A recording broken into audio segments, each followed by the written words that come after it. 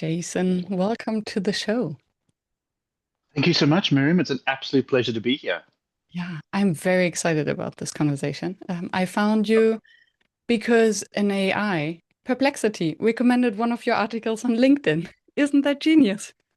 You gotta love AI, then I fully support it now. Any Yes. any preconceived reservations I've had, it doesn't matter anymore because now I get kudos from it. So it's Yes. it's it's good now. SEO, SEO is from yesterday, right? Um, Correct.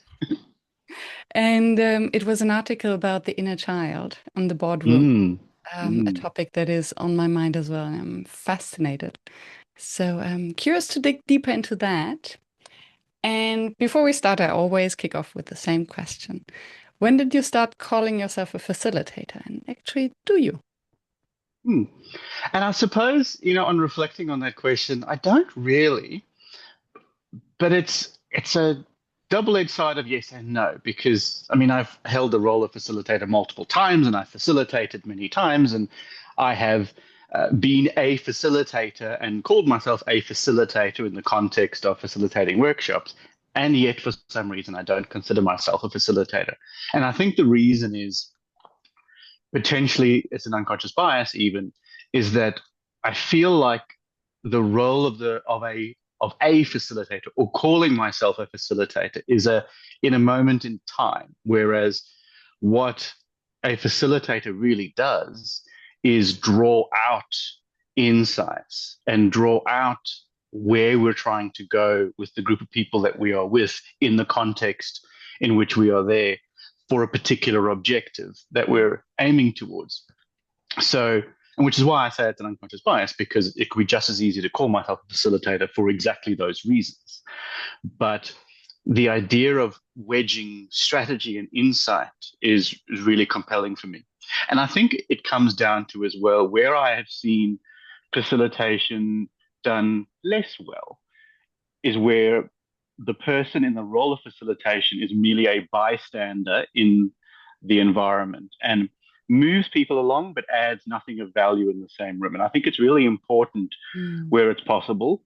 And in fairness, perhaps it's not always as possible, but to actually add insight to it, to be able to bring context, to be able to educate and guide to a degree those in the room to help them grow and not just merely have everyone else in the room come to a conclusion that they really could have come to without the facilitator being there in the first place, but mold the outcome to a Yeah, degree. yeah, yeah. So the facilitator being, yeah, more than a bystander. Um, and I recently heard a beautiful reflection that when we say that a facilitator brings forth and builds on the wisdom that's in the room, then we have to take into consideration that the facilitator is also in the room, so part of the group. So why Yes, would a exactly right. facilitator not contribute with their content matter expertise Correct. instead of just the structure and the guidance? Um, Yes, exactly yeah. right. Which and all deference as well to facilitators, because I suppose there are two strings to that bow. Whereas you may be facilitating a group on the grounds of your expertise as a facilitator, full stop, or you may be facilitating a group on the grounds of your expertise in that particular context, environment, and topic. And it so happens that you're also a good facilitator. And I think that's the differentiation about the level to which you add your own insight or your own sense to it, because if you're really not there with any expertise, you may actually muddy the waters and make it worse. Mm, So a good facilitator knows that distinction, because ultimately to facilitate is to make things easy. hmm. So it's not just being easy in the room, but also after. What are you leaving people with? What is that experience going forward? How can they uh, take this forward and do something with whatever it is that you've been working through? Yeah, yeah. And what I hear is a distinction between a capital F and small f facilitator. So someone I who think that's is yes. using facilitation, um, but maybe wears rather the label of a consultant. I think that's a very valid distinction. Absolutely right. Yeah. And I think a consultant nowadays without facilitation skills um, is actually a very sad story. Yes, agreed. Absolutely agreed. Yeah. And so how would you call yourself then? What is it? Do you put a label on your forehead? Are you a consultant then? Or what is the Really work don't like kind that of word. Yeah, no. And it's also the word consultant has also actually just become muddied with subconscious bias and with all sorts of stereotypes and things. And I've struggled with even naming what it is I do because it's so many things. But and it's another overused word, but it really is strategist Mhm. to a degree. But it it really jumps between ultimately what I do and who I am is a person that is fundamentally geared towards improving the lives of people. And the method by which we do that can take many, many different forms in terms of ultimately having a strategy up front of what you're trying to achieve, the principles by which that strategy is moving forward, which develops then to whatever the ideas are and the tactics that come from that. And often the tactic may actually very well be facilitating a workshop with a group of people or finding out how you can use messaging, persuasive storytelling, the principles of applied behavioral science, of which I am very much embedded into. All of those things ultimately need to then come out with some kind of social good. Mm. So that's always why I sort of defaulted to that strategist lens because the output is so varied and because my skill set is relatively varied. Whether that's a good thing or a bad thing, I'm not quite sure. But the ideas have always stemmed from that. And Yeah. I'm definitely much more focused on how that applies to shifting and changing behavior in a positive lens and an ethical lens, and how we might improve the lives of people through persuasive storytelling, narrative impacts, and thinking about how we can build motivation and shift ease and social policies and frameworks and all of those things that Yeah. play into it. So I'm a bit of a mix and match oddbod of various few things, which you can just easily lump into the bucket of strategy. I love it. And I think there's, depending on the audience you're speaking to, Yes. I think these words make a big difference. And because Mm. there is maybe even a conscious bias against Yes. facilitators Yes. very often, Mm. um, then how to find other words to explain what we're doing in order to reach those who actually need um, the talent and facilitation to help them move Yes. in the right direction. Which gets me directly into the topic of what we're speaking about. Um, because the what we call inner child, and we'll hopefully find a definition in a second, um, is pretty much unconscious. It's Absolutely. unconscious behavior, and I will just maybe put out a provocative hypothesis just to kick it off, and Mm. then see how we can peel the onion. That many corporate strategies, and we'll leave politics aside for now, um, are compromised or corrupted because of a lacking emotional maturity or literacy Yeah. um, of the leaders, so to speak, that they're ruled by their inner child. That's a Mm. bold hypothesis that I would love to explore with you today. And I mean, you're preaching to the choir, of course. I don't think it's bold. I think it's just absolutely right. Uh, Mm, but and that was really the premise of where I was going in terms of writing and unpacking this idea of the inner child, because it is absolutely this emotional driver that is, as you say, unconscious. And for the same reason as you, I had that hypothesis that so much of what is done is driven by this tiny little child that sits within us that is ultimately looking for all the things that you can imagine a little child wants. So the way I kind of think about it, it's this youthful part of that psyche. It's, our early emotions, our experiences, the unmet needs that we have. So, as kids, we crave approval, avoid embarrassment, you act impulsively. And then in adulthood, our leaders, me, myself, I've completely put myself in all of these things as well, still subconsciously do exactly the same thing. it's not just a metaphor as much as it's a metaphor too, but it's backed up by psychology. There's a Mm. lot of insight that goes into how rational and, in very much in the quotation marks of corporate decisions have so much of these emotional undertones that are rooted in our childhood conditioning, Yeah. whether we realize it or not. And I would hazard a guess 99.9% of the time we don't realize it. And that really is that key premise of the inner child in the boardroom. Mm.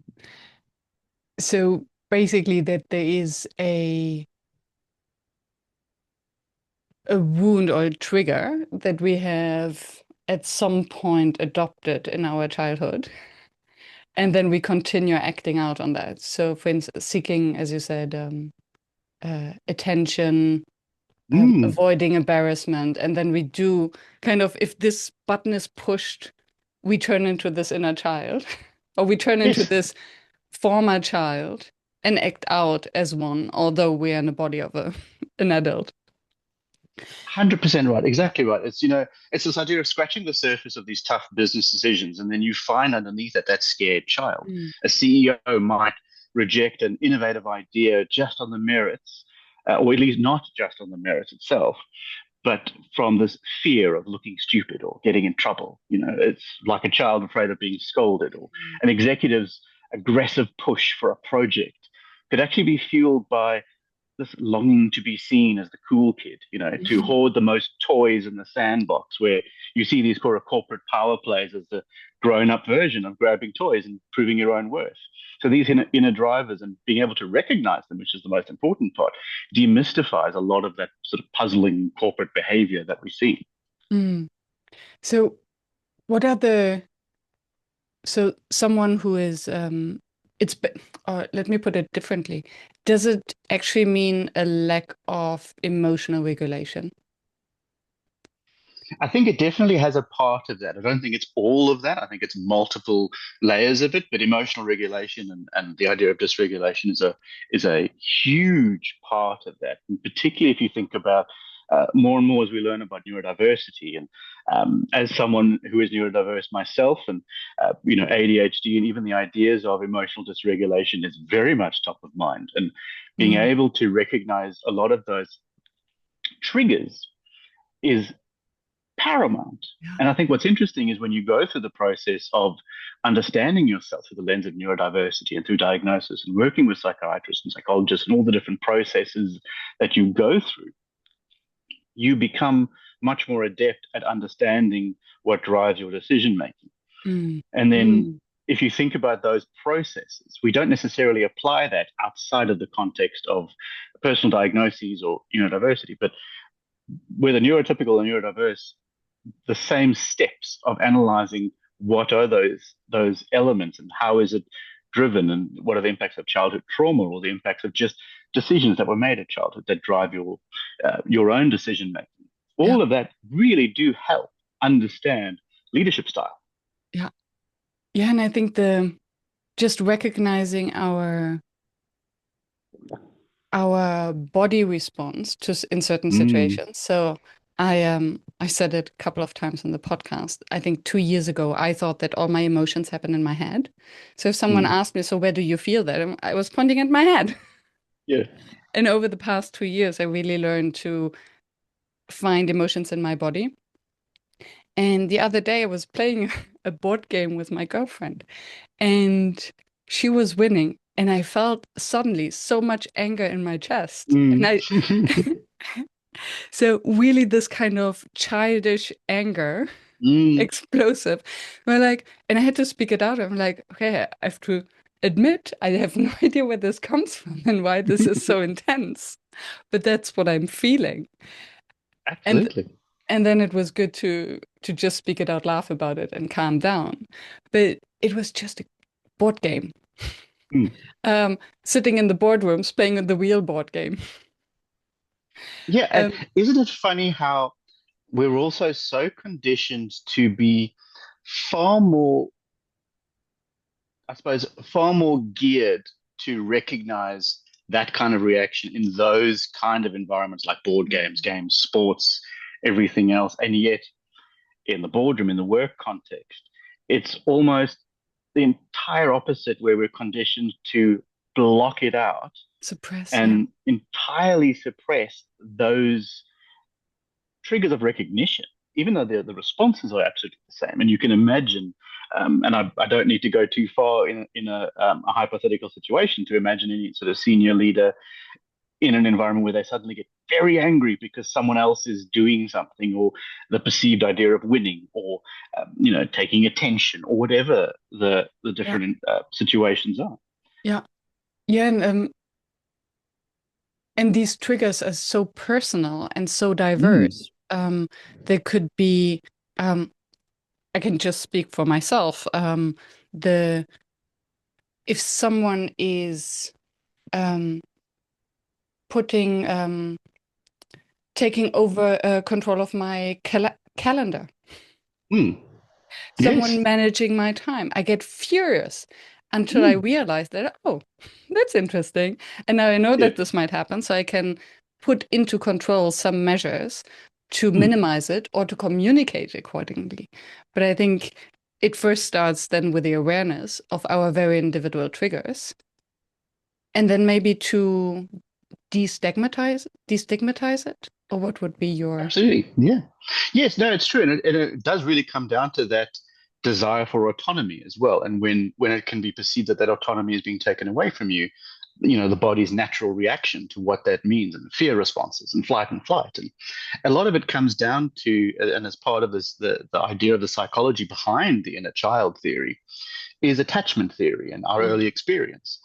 The leadership styles that we have, or even the interpersonal styles that we have, are so often choreographed by our childhood bonds. If Mm. we think about attachment theory, and that was, John Bowlby and Mary Ainsworth, it shows early parent-child relationships shape adult behavior. So if you think about leaders with secure attachment, they tend to foster trust and collaboration. And With secure those who have, attachment means that their parents gave them the love, the yes, attention, the exactly, they care. grew up in this feeling of safety and security, and they didn't feel that they had to fight for attention, or Mm. things like that. Whereas those with the insecure attachment can often be anxious and avoidant, and they might struggle. Where, for example, an anxiously attached leader might resist trust and micromanage or overcompensate with dominance. And it's interesting where there's a couple of studies that have found with insecure attachment and in leaders specifically that actually correlates with lower delegation, higher anxiety in teams, and increased risk of team burnout. So if you think about the psychological impacts that are sort of rippled waves throughout group dynamics, the leader's childhood derived attachment style can actually echo how they handle boardroom relationships and decisions. And that's not even tying even further into the things we talked about earlier about the immediate reaction of that inner child in the sort of relative moment itself. But these are all the drivers where, if we talk about when you were a child and how your childhood attachments then inform those reactions, which in turn then inform this little inner child that's the beating heart of your decision making. So it's this real microcosm of interplaying interpersonal dynamics that are driving a lot of these decisions entirely subconsciously. Yeah. And then imagining that there are different triggers and different children sitting around a Yes. table trying to strategize, come to a decision, and elaborate on different options, and everyone seeing reality through the filter of their childhood trauma, small t trauma. Um, Mm, yeah, I can see how it goes very sideways and how the wrong decisions are taken for the wrong reasons. exactly right. And even beyond the way in which we grow up, it doesn't necessarily determine a binary result of how we will react in the moment, because there is still that child who we are right now as adults who still have these reactions and still have these responses. Yeah. which are just ingrained in how we do things, like insecurity and approval seeking, and often perfectionism, even sometimes, and fear of failure, overreactions, emotional volatility, ego and bravado, and Yeah. masking inferiority, and all of these uh, pieces all come to play. And exactly like you say, it's never just one person in the room. So you imagine a whole group of 7-year-olds trying to make a decision about what to do. That's Yeah. not necessarily always going to end well. Yeah. And I don't know where I heard it, and I found it quite intriguing, and I never thought about it that way, that nobody has ever taught us that we don't stop growing up. Mm, So somehow we are raised, and maybe this has changed now with nowadays parents, that they don't tell their children that they will be grown up at the age of what, 21. yes. And I was discussing that recently, that brain science, neuroscience, only over the past 2 decades has actually realized that our brains continue to change Mm, basically until the end of our time. So literally, mm. we don't stop growing up. But somehow the information hasn't landed anywhere. Correct, because there's always this drive to hit a milestone or be a new thing, or very much driven from, if you think about it, even sort of the various revolutions, industrial revolution, if you like, where at set amounts of time, well, it's time to go to work, it's time to now have a job, it's time to do this. These are the societal expectations, and particularly with industrial eras where you had far less of the humanities in terms of arts and psychology and all of these things, which get us a greater understanding of life, philosophy, and things, where it Yeah, was much more industrialized. We are set into patterns. Even if you think about in a traditional workplace, and I realize I'm diverging somewhat, but even just the idea of time carding or time sheeting, or managing your time in law firms and consultancies and various other things about billable hours, all of which comes right down to industrialization. It comes yeah, right down to an industrial era that has been kept as a signifier of productivity, if you like. None of which is tied into the natural progressions of human life. And like exactly to your point about how we grow and how we learn and how we interact, and how we tie all of this together. yeah, yeah. And so this notion of professionalism, Mm, how we do it, when we do it, by whose rules we obey, um, and what others think about us. Because at the end of the day, it all boils down to that, to protect this image. yes. And maybe it's all cognitive dissonance. So to ensure or to fight the incongruence between the outside image and the inside image. Yes. And hence we're applying the wrong strategies, the wrong coping strategies. I was, um, side note, I delivered a training last week, and it was very interesting because we spoke about participants who take their phones out in the middle of a training Mm, or workshop, and how this is quickly dismissed as disrespectful. Um, and I was pointing at the fact that the phone very often serves as a pacifier for mm, adults because it's control, it's something familiar, it's soothing. So it's to regulate. Basically, if something is uncomfortable, we grab the phone mm. as a pacifier. And so where was I going with that? The Yes, that we're using the wrong tools to Yes. try to regulate our emotions and our discomforts. I think that's absolutely spot on. And it's this idea of, and you were talking about how, from a professionalism standpoint, the rules that we follow, the expectations that we have to meet. We come at that from a corporate world or a business world, or any number of different environments with a logical and rational lens. These are the ways professionals behave. These are the things that you have to do. These are the expectations that we have on you as an employee. Any number of scenarios like that. They're all built on this idea that it is prescribed steps that have a level of expectation, but completely disconnected with the way in which we think about things, and it disregards how and why, as employees, we might follow those rules. And I'm really just picking up a point you made where it is actually driven by that inner child. It is, oh, you wear this and you do this at work, and these are the steps to promotion. And so your response is, I need to look good. I don't want to be, seen as the loser. I want to be the cool kid. I want to look the nicest because I don't want the kids to think that I am too poor, or, I don't want them to think that I don't have the coolest stuff. So please, can you buy me a PlayStation? Which is really you know, the adult version of that in the corporate workplaces. I need a new suit or a tie or any number of different things that tie into that. Was my laptop cool? What bag do I have?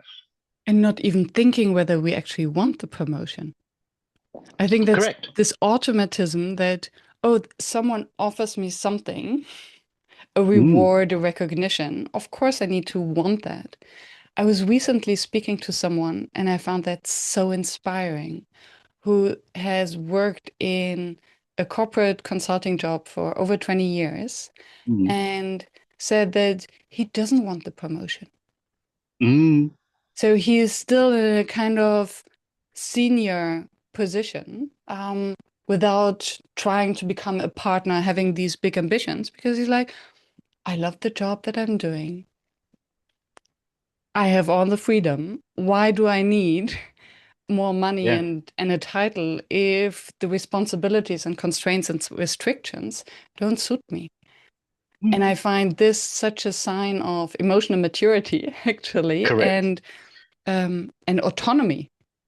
Yes. And I wouldn't be surprised if you trace that back, you'd find secure attachment that was around that inner child in the early days to have that real emotional maturity. Because you're spot on. I mean, I've done this many times and I've been fortunate enough to hold senior executive positions in large firms and have had teams of people. And when they would come, and particularly your sort of middle management, sort of leading up towards your senior, and discuss, I'd like to talk about promotion. Many times, if not all the time, my first question was, why? Why do you want the job? Mm. Is it money? Is it title? And is it the actual job you want to do? Because there'll be three things, which Or also comes down. And it's entitlement. always correct. I It's deserve always those inner child elements of, well, I want more money because it's status, or I want more money because I've got to pay a mortgage, and there's practical elements to that. Well, I want to have the title because it's cool, or it's a status thing, or a number of things. And very rarely do you actually get to the real answer being about the role and the work. It's more often the two first things. And there's not a lot known about the role, but sure, I'll do it anyway. Because often, as you progress to very senior levels, the work isn't great. It's it. very stressful. It's very demanding. It's actually not a nice job sometimes. So, to the same point as your example, sometimes stay where you are. You can get more salary. You can ask for salary uplifts and things like that, which doesn't mean you have to change your role and change your title, which really does come down to this same premise about the inner child. And I think it's also worth mentioning as well that the inner child itself is actually not necessarily all bad either. There is that side of the healthy inner child, not just looking at and blaming these sort of negative behaviors, but also a healed, playful inner child is a huge asset. And it's a huge asset to ourselves as individuals when we are that inner child, but also to team dynamics. And uh, when you particularly do the work, where if that's to heal past wounds, and or even just having had a secure and safe upbringing, or even just being a healthy inner child, you have this curiosity, this creativity, this authenticity, where you can bring a sense of play and innovation, that wild-eyed wonder that children have, and bringing that to problem solving. And you can foster fun, psychologically safe cultures and be comfortable in those environments. And that side of the inner child in the boardroom Mhm. is,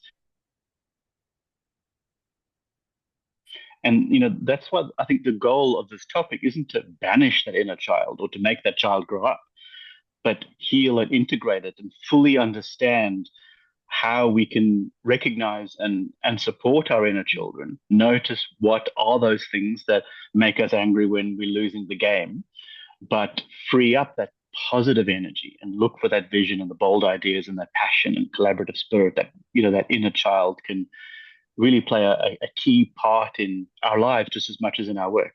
Mm, yeah.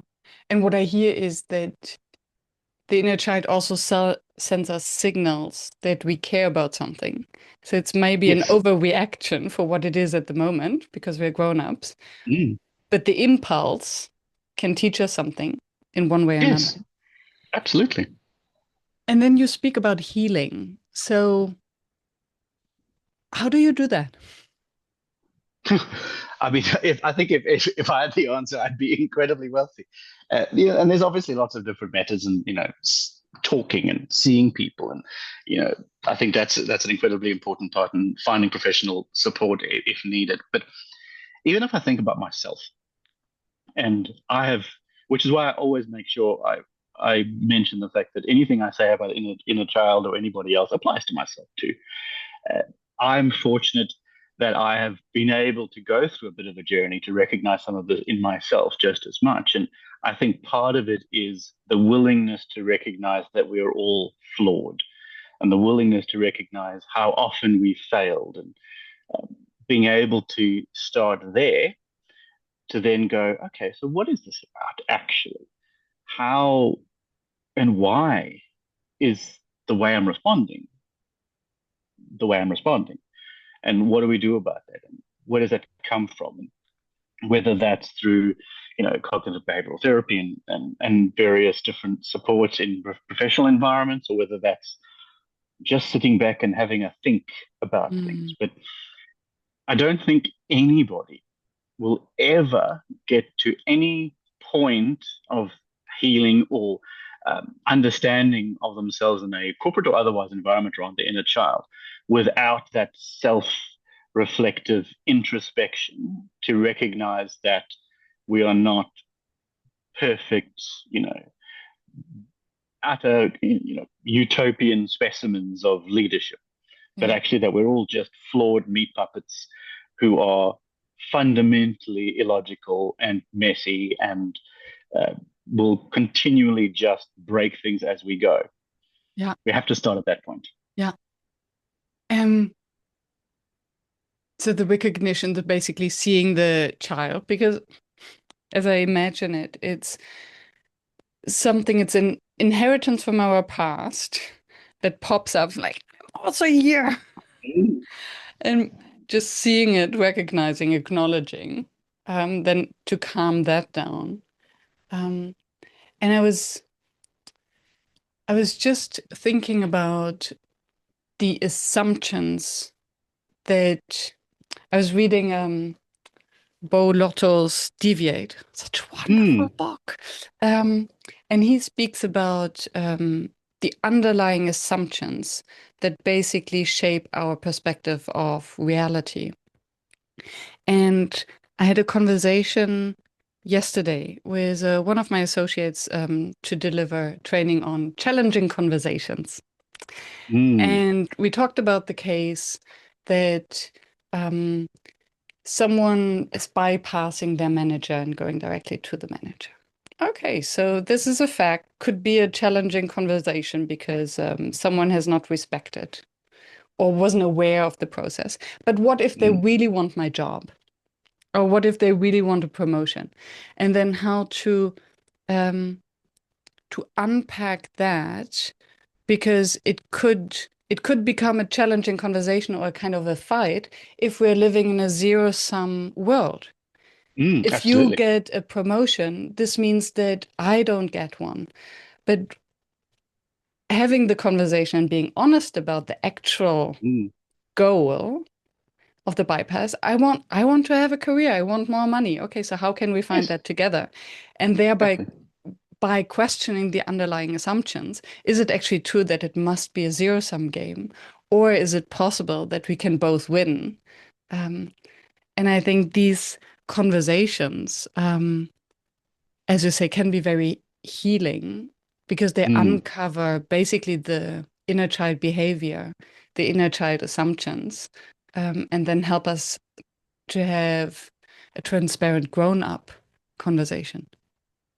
Yeah, I think that's very true. And at risk of going down the gender rabbit hole, I do think that there is this alpha male mask as well that comes into these kind of conversations and situations of, this performative bravado that we can often see culturally with many men in leadership who are conditioned to project strength and confidence and even swagger and fight for these territories where on the surface they might appear sort of domineering and infallible. And often this masks these deep insecurities. Mm. There's this executive coach called Jill Corkindale, and she was talking about how behind the alpha's big brash personas is often this insecure and driven individual who just fears being unmasked. Mhm. So that's, you often see the tougher the front, the more frightened the child.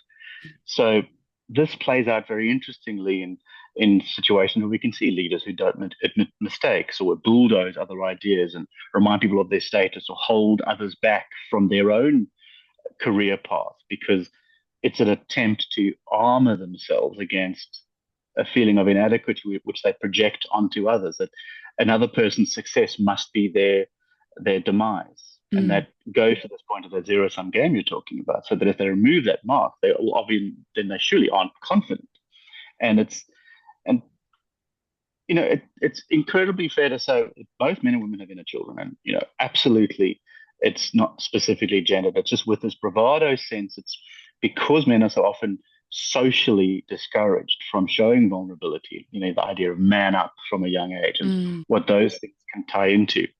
And I want to pause there for a brief second just to come to the point that you made, which I think is really important to insert there, which is about how the changes in modern parenting is also changing that as well.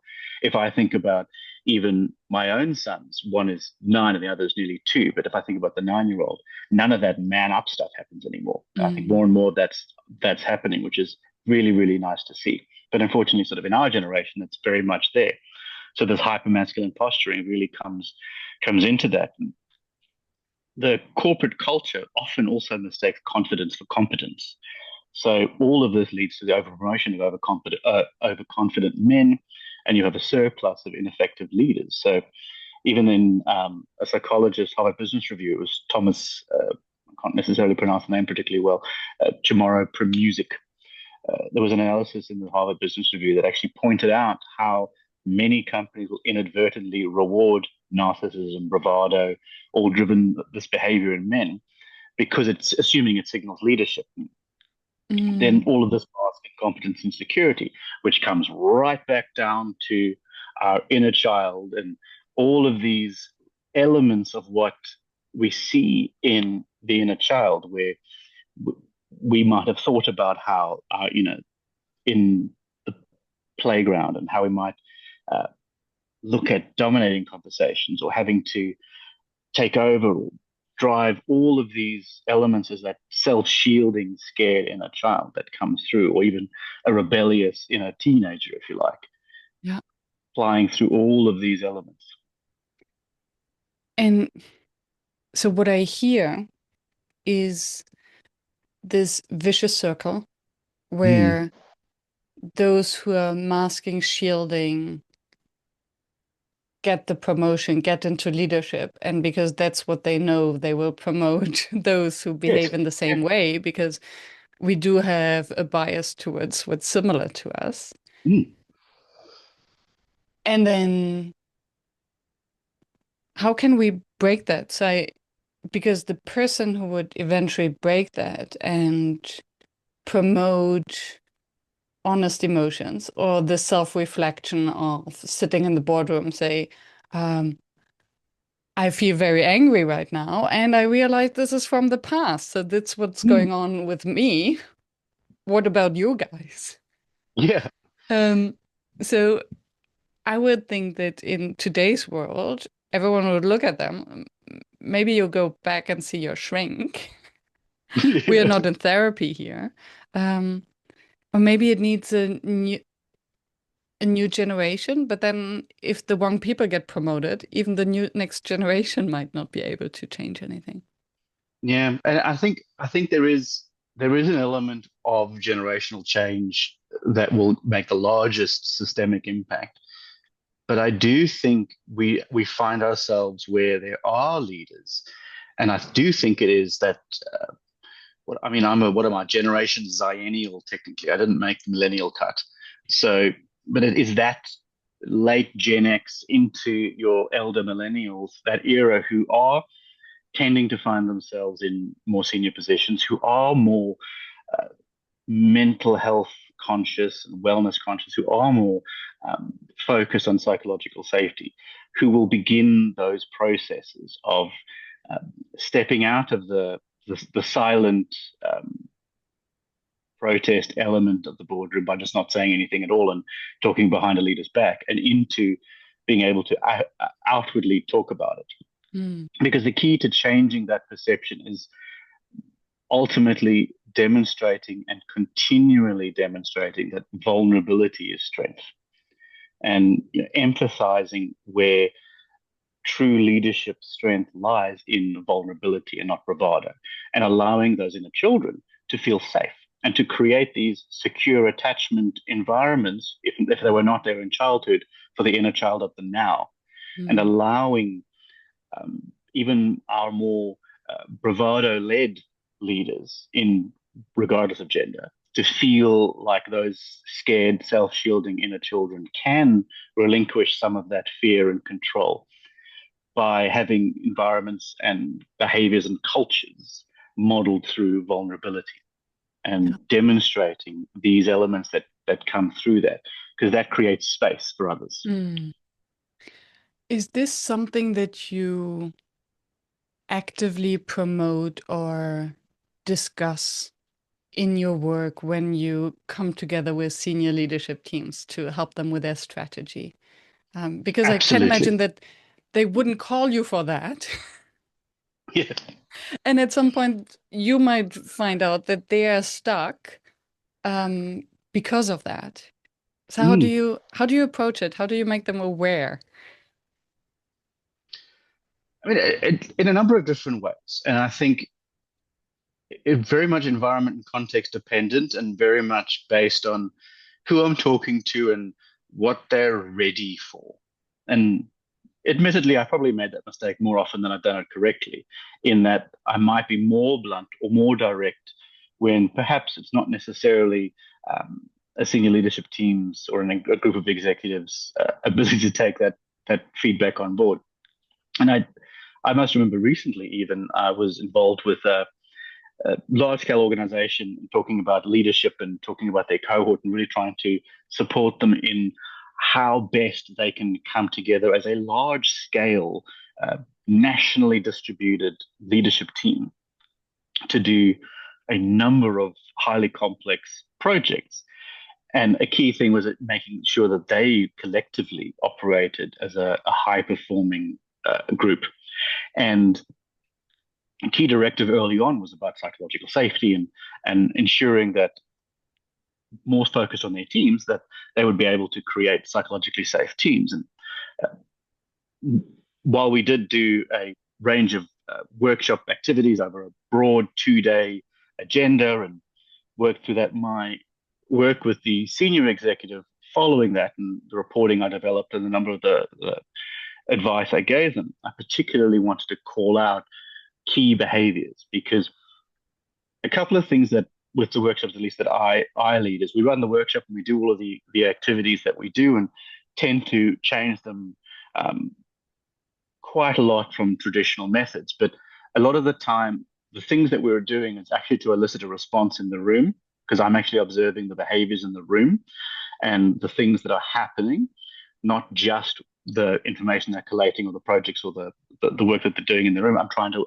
look out for key behaviors and key responses and key actions. And that then forms part of the advice I'm giving. And in talking about even psychological safety, I was very abrupt by saying, you don't have it.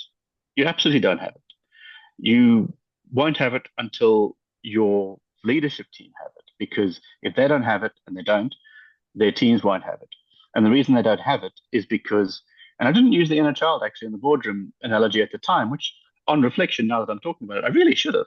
Mm. But I talked about pride lands, and I talked about it's essentially that they're all hyenas in a pride, chewing over the same carcass, and that carcass is your attention as senior executives, and it's performative, and they're looking for this attention, they're looking for security, they're looking for your validation, and there is no safety in that because it's so driven by specific resources, specific outcomes, specific responses, and Mm. and we work through a number of different things, and I think and then work through with them about essentially talking to you have to be able to create a vulnerable environment. You have to be able to admit mistakes.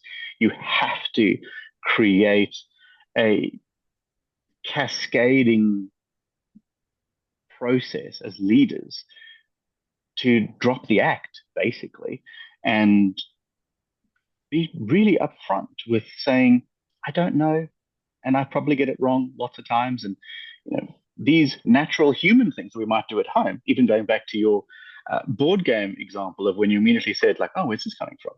Imagine if leaders in the corporate world did that. Completely the same thing that we would normally do, but we don't do it in those environments. And I think that's a key element, and it's something that I definitely do with leaders and even with teams that I've led or worked with or been fortunate to be led by, Mm. where model vulnerability and talking about grief, talking about how we're feeling, crying with each other. Those things are fundamentally important in bonding. And I will often say I'm a complete idiot for most things, and that's okay because I'll ask someone's advice if I don't know or get it right, or even if I think I'm doing it right, I'm probably wrong. And if someone tells me I'm wrong, I will generally fall on my sword and say, "You're absolutely right. I was an idiot." Because I actually probably was. And if I tried to push back or if I tried to say, no, no, no, I wasn't an idiot, I said that on purpose and that was a test, and all those sort of things, I just maintain being stupid. It doesn't change anything other than everyone else's dislike of me. Yeah. And thank you for walking us through that. And I love what you said that if a leadership team is still in this pretending, um, seeking, how do you call that?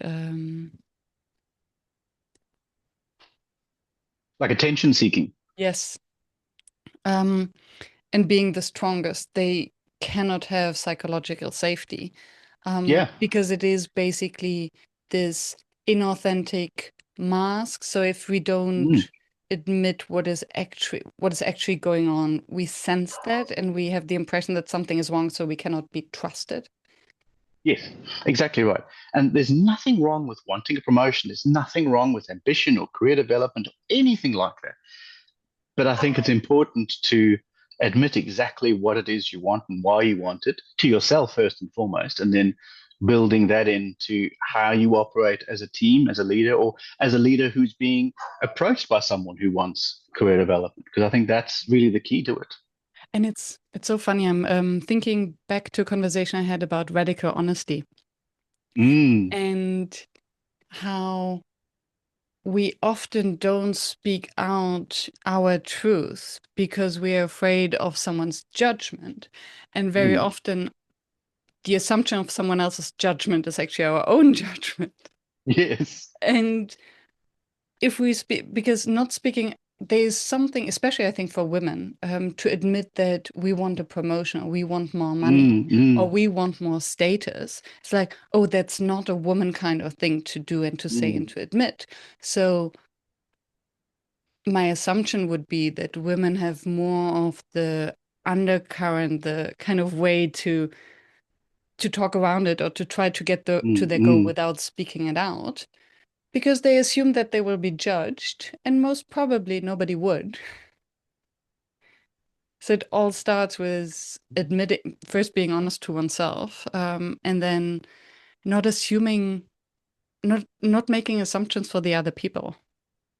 Yes, no, I think that's very true. And it behooves us to create environments that enables that sense of safety and that sense of feeling that it is okay to want something for yourself and it's okay to have an open dialogue about it. And I remember it was probably a couple of years ago now, in working in a co-design for business strategy and a whole plan about a number of things for an organization. We talked through things like career pathways and um, how we structure that in a way that is uh, equitable, and particularly, looking at what are the steps that we can take to make it a gender safe environment for career development.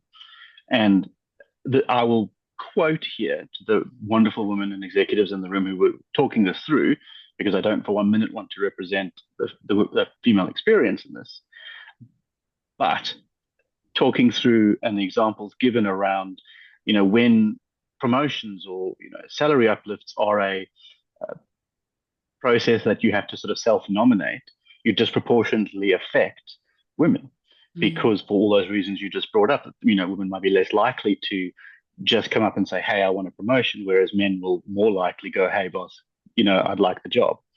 So, how do we make sure that we set processes that are staged, that allow those opportunities to just say, "Yes, please, I would like one," rather than expecting others to take it upon themselves because of these elements, all of which is a patriarchal system that has been designed for all of these inner child elements that um, just really don't apply to how we all feel. And I think it's even safe to say for a number of men as well, just as much as the women example, are also not necessarily geared and confident to say, "Hey, I'd like a promotion. Can I just have it, please?" Mm. Whether, you know, interpersonally or even via email. So there's a multitude of different types of people and ways we engage everyone, and all of which is killed by these strength-based inner child with a insecure attachment uh, background controlled environments versus vulnerability. The fear of rejection, Mm, where I had a therapist, she told me that every time that I don't ask, out of fear of rejection, what I'm actually doing is rejecting myself. that's a very good point. Yeah.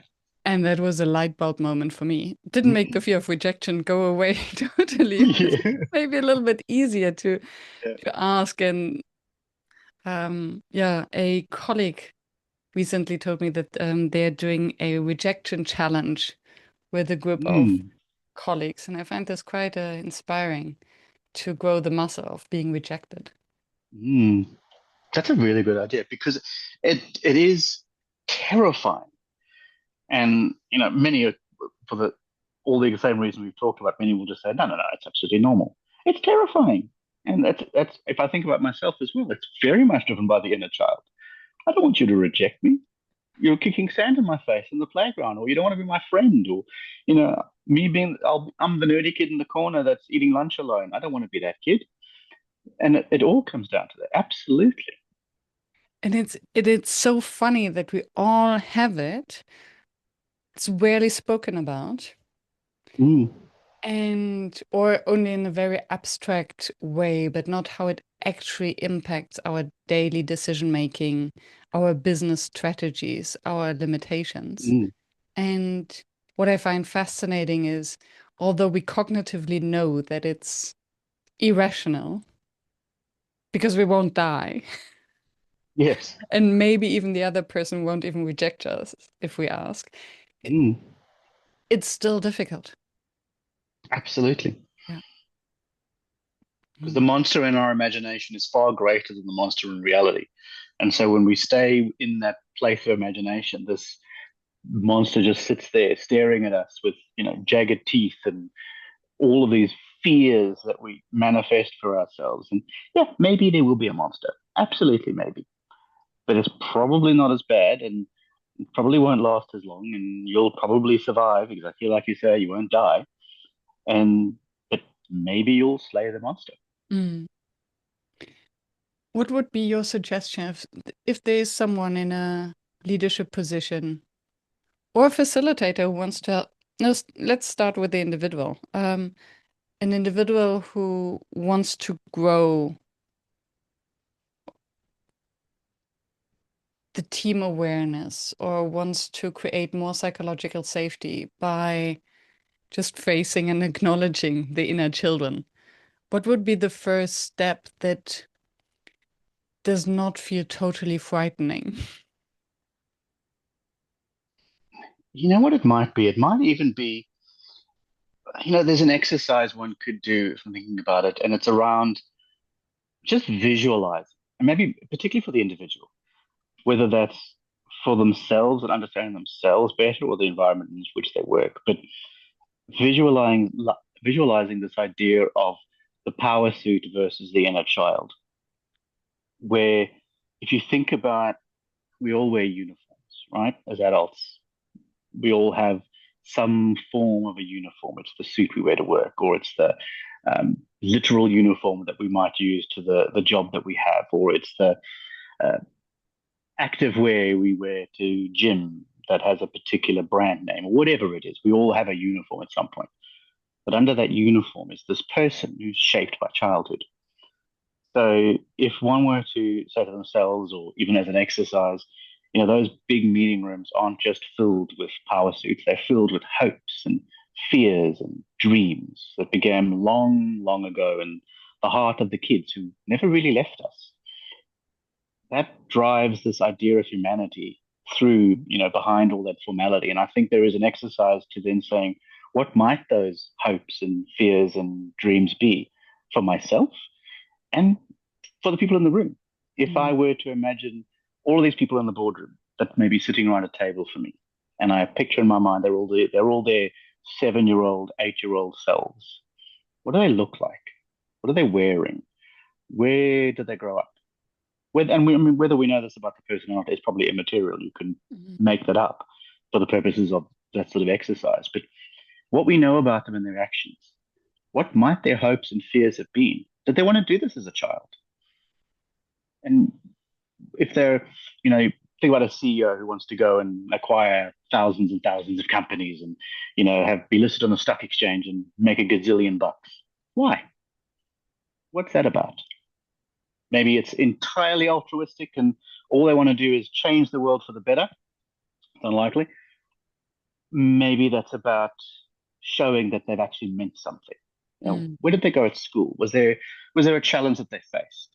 And we talk often very unfairly about short man syndrome, and I don't think it is true or accurate. However, there are elements of that inner child where the conditions by which we grow and the height that we may have had would have or potentially had an effect on us as children based on the reaction of other children, because all children at some point are awful.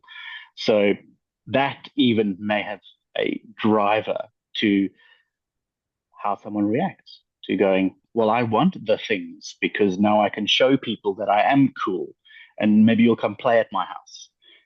All of those things tie into that. And that I think is a key element for the individual. Mm. Thank you. It's I got goosebumps when you described that. Because I hear a level of compassion um with each other that we rarely actually take time for. Mm. And I And think compassion is actually very true. You're very right about the idea of compassion. There isn't nearly enough of it. And it's vitally important because no one is necessarily born evil, or no one, particularly in a corporate environment or work environments, are necessarily, bad people or evil people or anything like that. You know, uh, there's a great quote by an author. I think he has a number of different things to his name, Primo Levi, and he talks about monsters exist, but there are too few in number to. I'm going to mess up the quote now, so this is me just paraphrasing. But monsters exist, but there are too few in number to make any difference. And more scary are the everyday people, the functionaries who are just willing to go along without saying anything, mm, which really applies to the world at the moment. But it is that idea of into Nazi Germany. yeah, exactly right. But the idea really being is people are not actually bad. And nobody wants to be the bad person. Nobody looks in the mirror thinking they're the bad person. They all have their Correct. reasons Correct. um, to somehow argue that they're the good ones and nobody gets them. Yes. Um, Exactly. and I would say 99% of the cases when the people we deal with in our workshops, in our sessions, they are not dealing with psychopaths. They are dealing with colleagues who have their insecurities, as you say, and their upbringings and their struggles. Exactly. And then I think the demonization, is that English, of the other person is also a Mm, defense mechanism. Oh, correct. they're excluding me on purpose because someone forgot to CC me or to Yes. invite me to the meeting, taking it overly personal, Mm, instead of just seeing them as human beings who might have made a mistake. correct. And that goes right back to the idea of rejection as well. And that we Mm, must have an enemy. An enemy is someone that we have to then face against. It means it is someone that we stand up to or we are angry with for whatever reason. So it post rationalizes our own defense mechanism that we put in place in the first place to respond to our own fears and fears of rejection and all of the other pieces at play. Because somehow in our minds we need to put these connective threads together to make it make sense. yeah. And then coming back to the compassion, and I was just thinking, how can a facilitator, someone who works with groups or Mm, boardrooms, um, actually use that? Then would any question activity where participants exchange the slightest, even if it's just scratching the surface, mm, to create this level of compassion, um, in which, where were you, what's your hometown like, or something that mm. reminds them of maybe childhood or growing up, or the internal weather, or maybe anything. Absolutely. Hmm? There's a couple of things that I've seen done well, but it also makes me think about, and it was Brene Brown who talked about um, armor Hmm. and this idea of, and it was very much in the principle of the defense mechanisms and how all of this plays together, but playing on this idea of being armored versus daring, and Hmm. this analogy of how armor is that performative bravado we talked about, and we leaders put on this armor to shield their inner child. And but the biggest barrier to this creative leadership is not fear; it was the armor that we use to protect ourselves from the fear. Was sort of her point. But if you trade armor with openness, it's what you get to daring leadership. There's even an old Russian proverb, which again I will completely mess and rephrase, but it's the basic one we all know about. Brave isn't the absence of fear, but it is feeling fear and going anyway. Mm. And it's the same thing in leadership. And so if we use this idea of the mask metaphor and thinking about armor in that context, and we ask our audience in a workshop to imagine themselves as an armored knight versus an unarmored person in a conversation where the armored one might feel protected, but they also can't feel touch or a hug. Mm. Mm. Then Mm. leadership, that armor, that bravado, that aloofness, it protects your ego, but it isolates you. Yeah. And how does that feel? So encouraging leaders to then take off that armor is asking them to trust that they'll be okay without that shield because they have inner strength and because they have supportive colleagues. And working through that allows you to really understand for yourself what it feels like and what it means to have that armor Yeah. and what it actually does to not have it, and recognize that not having it is not necessarily a bad thing at all. Mm. Yeah. And I think that there's a real a key to that. Yeah. And then I think to build it very slowly because Mm, there are very tough corporate cultures out there absolutely. where vulnerability might not immediately be supported and rewarded. Mm. And it's why your things like your trust falls and your exercises of, oh, tell us one secret or tell us something that embarrassed you. Those can often fundamentally fail quite badly Yeah. because you haven't set up the environment or the context that actually allows people to feel safe. And Yeah. so that comes far later. Nor do I think standing behind someone and telling them to fall over is a good idea anyway. But the principle, I guess, behind that is fair once you have established what it means to feel trust. Yeah. And the idea of catching someone, I get that, metaphorically speaking, but really unpacking when that happens, what does that feel like? And what does that feel like when it doesn't? Yeah. And then really closing the arc or closing the circle to, okay, the fear of falling, asking a question or admitting something about oneself can elicit the exact same body reactions. Yes, yes, exactly. Yeah. 100%. And I think it's actually important, even and going back to the sort of workshop exercises, there's one I've seen done well, and I don't take credit for it, but I've seen it done very, very well, is a user manual of me. The old idea Yes, of user yes, yes, manuals and yes. being able to map out this is how I work, this is what I need, these are the things, and being able to discuss that as a group and understanding more often than not that everyone around the table has a different user manual of me. And that even plays into we're actually fundamentally different. I didn't realize that. Or, I like silence when I'm working. I like noise when I'm working. Okay, well, why is that? Being able to really ground that in our collective difference also creates these bonds and attachments. Yeah, yeah, true. There are so many, and I think that's a big risk that I'm glad that you pointed that out. Um, Forcing a group too quickly into very deep waters Mm, is very dangerous. And I absolutely. think rookie facilitators might go there with best Mm, intentions. mm, Um, mm. and there's no need actually to go so deep immediately because these user manuals of me can be very safe. Just asking, do you think to speak or speak to think? Yes. I can drive people around me crazy because I am sometimes just like a live broadcast of my brain Mm, because I have to speak out everything that's going on so that I understand what I mean. absolutely right. Absolutely. And even just that small connection with somebody else to go, oh, yes, I've seen that behavior. And I might have at the time gone, well, that's annoying.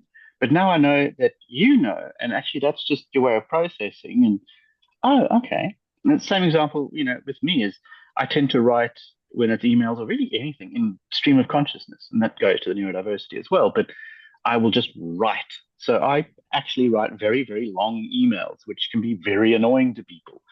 And I recognize that. And sometimes I don't realize that I'm doing it either. But I will have often consciously then tried to go back to the email and then do a little brief summary up top or do bullet points or something to try and improve that. And what I've failed to do many times in the past is do something like a user manual of me in the workplace, not even in a workshop environment, to go, look, I'm probably going to write a very, very long email. I actually don't mind if you skim it. I'm going to try and put the, brief up top. It's me just getting everything out because I need to. If I don't, I will explode. So that's just something that I have to do. Same as I have in my email signature that if you receive this email out of work hours, you have under no obligation whatsoever to respond. This is just the work pattern that I work and I need to, because I will very often email at 9 o'clock at night. And that's not because I expect anyone to do it. It's if I don't email it now, I'm going to forget. It's going to make me explode. I won't remember to do it tomorrow. I just need to get it out. Please ignore me. I'm just popping it here. Yeah, yeah. So what I hear is it all boils down to making the implicit explicit, Mm, creating transparency. Um, yeah, exactly right. And if you and bring it right back to the inner child, mhm, it's the inner child who's incredibly excited to tell you everything and to go, hey dad, hey dad, hey dad. And you can tell this is very much my lived experience. Dad, guess what? It, that's who we are as adults too. yeah. And that transparency and that vulnerability and that openness to recognize that that is what we're doing. And Mm, that's okay. It's actually not a bad thing necessarily, unless we make it a bad thing. And then it's yes. important to then say, hey, you're being a bit of a naughty kid or a cheeky kid, if you like. That's maybe not so great. Or to recognize, oh, that person is probably trying to hold the toys. How do we make them feel like it's okay for them to have the toys? Not that to stop them, but actually to work with them. Yeah. And I wish there was a a program or something to normalize that because I'm thinking of the Mm, disc. Um, Oh yes. and the green, the yellow, the red, the blue. And how many teams have found a humorous way to point Mm, out each other's air quotes flaws by pointing at their colors? Oh, you're being a little yes. bit red here, aren't you? I'm like, oh, are you going in the green direction again? And I think to have this shared language helps Mm, them to normalize it, um, and apply humor to it. And now mm, imagine that Moore had a, for lack of a better word, education about the inner child. And then there mm. could be a similar one. I think you're so right because you're absolutely right about the shared language. And regardless of anyone's opinion of the efficacy of these things, Myers-Briggs or otherwise, um, I remember having done the forgotten the name of it, but it's also the red, green, and blue, and your overdone strengths and all The of that. insights. That one, and disc. So now I was a peacock, and I was in I, and um, then I was more green into blue and whatever those were. But anyway, you're able to then go, oh, my overdone strengths are this, others, and it's that shared language. It doesn't matter if it's like a horoscope; it allows you to have that conversation. And I think there is something in the boardroom playground and going, there are, even if you go back to Jungian philosophy, if you like, there are universal archetypes in terms of the characters that we are, the people that we are. And the same applies to the children on the playground. There is the sporty kid, there's the quiet kid, there's the kid who's reading, there's the silly kid, there's the completely over the top, all of those sort of things. And how we might establish a way of identifying ourselves within that boardroom playground of who's actually the different types of kids and how many of these do we have and what does that mean for ourselves? Mm. Who's that kid who's always laughed at someone's silly question, or who's that kid who wants to get the gold star, or who's that kid who's afraid of being the odd one out, and those little elements in the teacher's pet.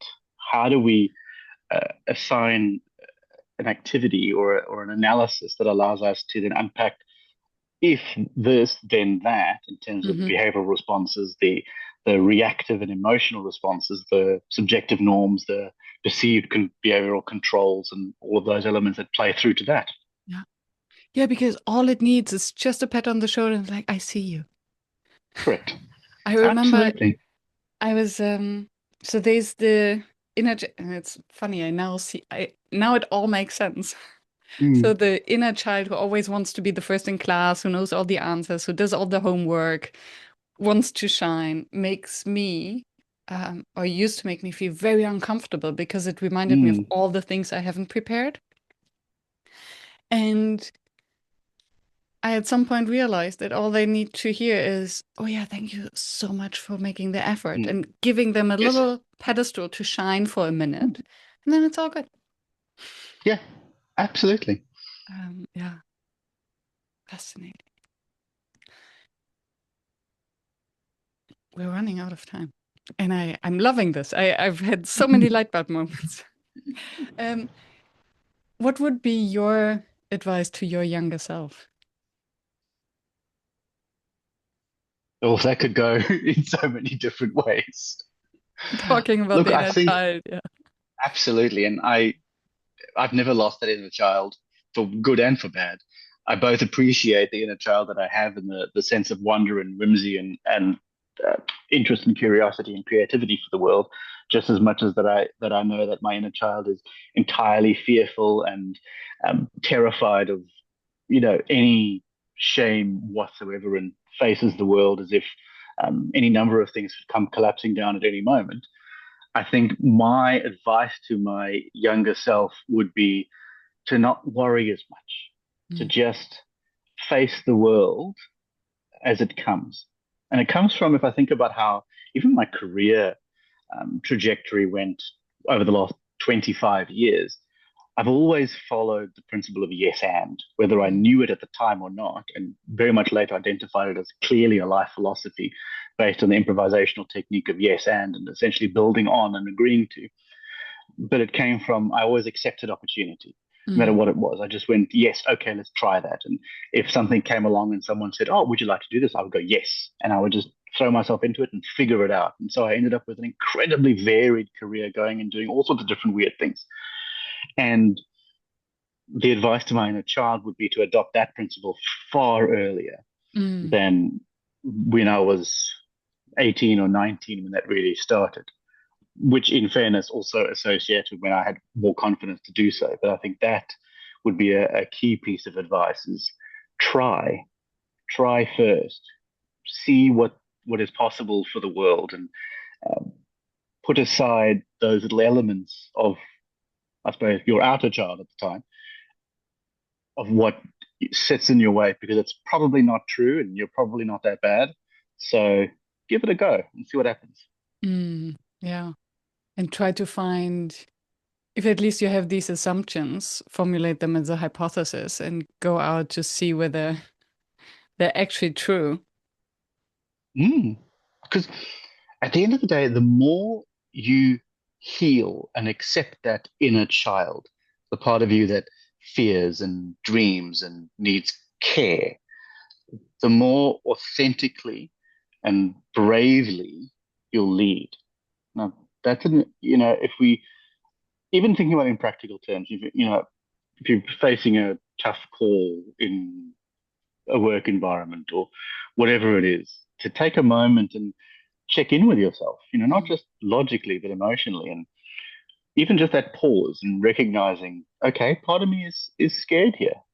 It allows your wiser adult perspective to come through. And ultimately our decisions are wiser for it. And it comes to that idea of even looking in the mirror and meeting your younger self and uh, really trying to understand and know your inner child.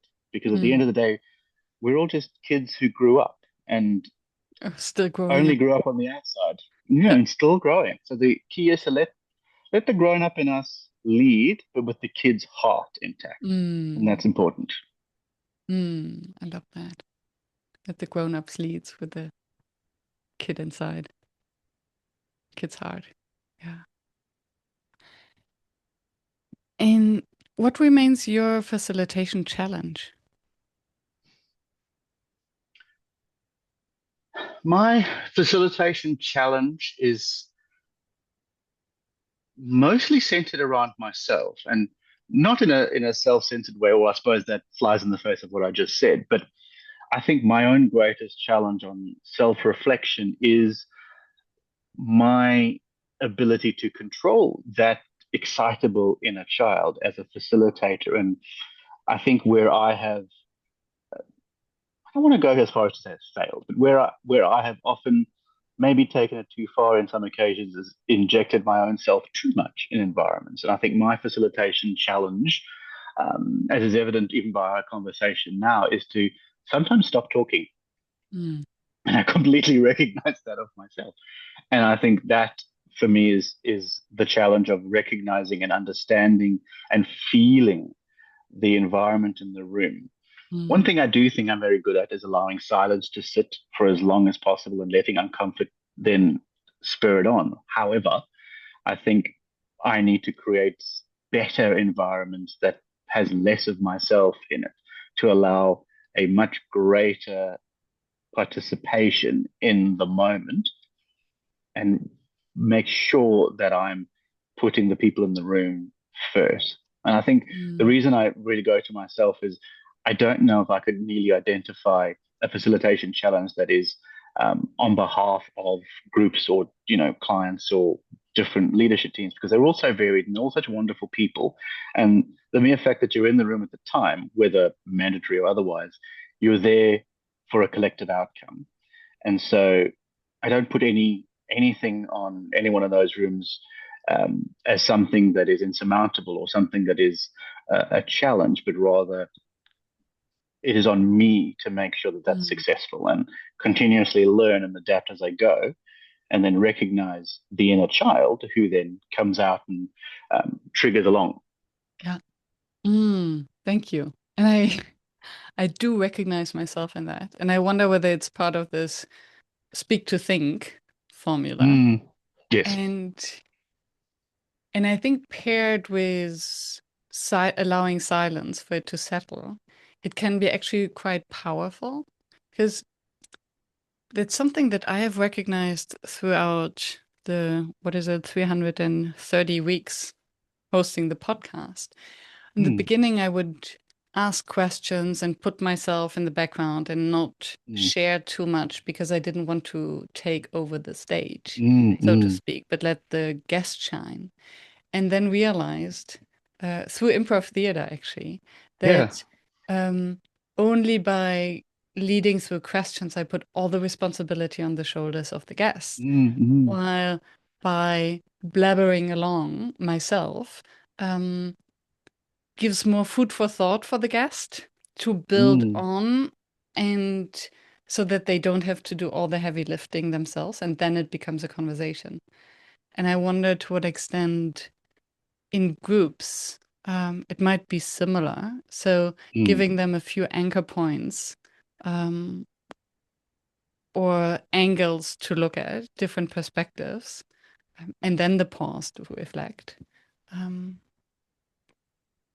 might be just as successful or if effective as allowing for more space. I think it's, yeah, depends on the mm. And I personality think, types.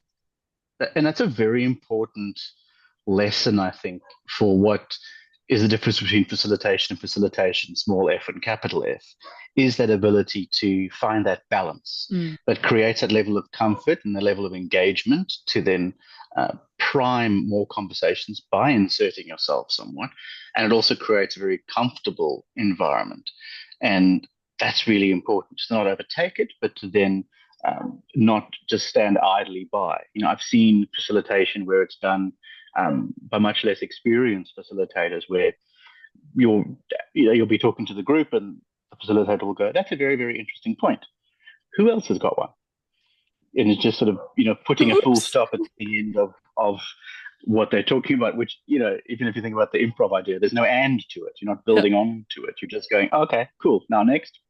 And so even in the context of this podcast, I think we would be all worse off for it if you didn't involve yourself in the conversation, because you are so accomplished and bring so much expertise and knowledge, and particularly in the context of professionalism and the inner child and workshop and facilitation, it's a vitally important part to pull that insight through and creates this natural conversation, which is also the key to facilitation effectively, yeah, and building those safe spaces in which people can feel like they can bring out their ideas and be involved in all of this.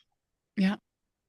Yeah, and I find it fascinating how, and I realized that at some point that very often in even in an interview, you don't necessarily need a question. And Mm, very often guests just yes and or build on whatever I say, or by simply rephrasing, paraphrasing what the guest has mm. said, then giving them a little bit of time to reflect on it and build on it. Um, yeah, I think it's a smoother way of guiding without putting too much on Absolutely. the spot. Um, and to link it back to the inner child, I think it always depends why we're taking space. Is it because, so Yes. are we blabbering and taking space and sharing our anecdotes because we want this extra attention and the praise, and the awe and be the cool kids? Mm, Or is it to contribute to the conversation and provide different perspectives? exactly right. And the self reflection of why that happens is incredibly important. I know for myself, it's probably a combination of all of them, really. It's the complete bubbling excitement about all of these things because I find it so exciting and fascinating and cool and interesting. And so I just want to share everything Mm, because it's my inner child going, "Hey, guess what? Get what? Guess what? Get what? Guess what?" And then it's also absolutely an element of, but then you also know I know cool stuff, and yeah, that'd be nice. And wouldn't it be cool if someone heard what I have to say and thinks, "Oh, he's kind of smart. yeah, That's cool." Of course, all of that plays in. The inner child will be beaming because of it. yeah. Fascinating.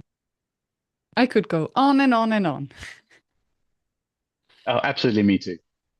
Thank you so much, Jason. Is there anything that you wanted to drop, to mention, to share that we haven't touched upon? No, I think we have really um, hammered on the point. I think what's probably a key summation really is that while we talk a lot in the board and a lot of different things about the inner child, it's a concept that isn't just fluffy. And I think particularly for people in the context of a business or corporate world, it's not just this fluffy idea. There is a serious backing in scientific research and evidence that supports why this happens. And once we peel back the layers, we've talked about it in very broad and flippant terms to make it just at least interesting to listen to. But there is research, and I think it's imperative for people to delve deeper into what it is that plays into our element of professionalism and what we can do about it, and how, in practical terms, we can take steps to identify it in ourselves and others, to work through it, and how to leverage it in multiple contexts. I think that's important. Mm,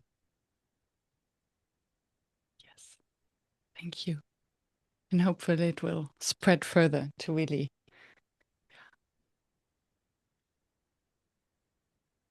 take the woo away from it Yes, absolutely. and the fluff. Yeah. Thank you, Jason. And thank you. Thank you for having me. Dup, dup, dup, dup.